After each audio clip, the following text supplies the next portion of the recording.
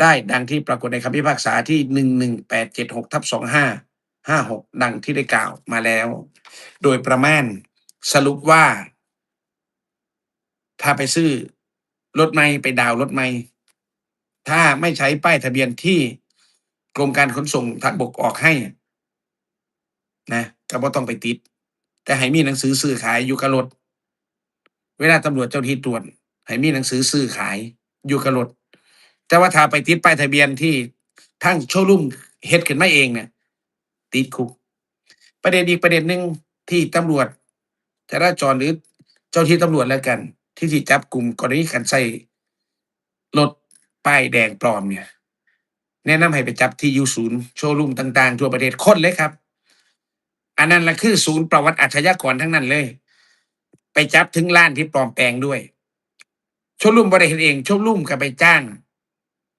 ห้างร้านไปจ้างคนอื่นเฮ็ดให้ต่อเป็นวงจร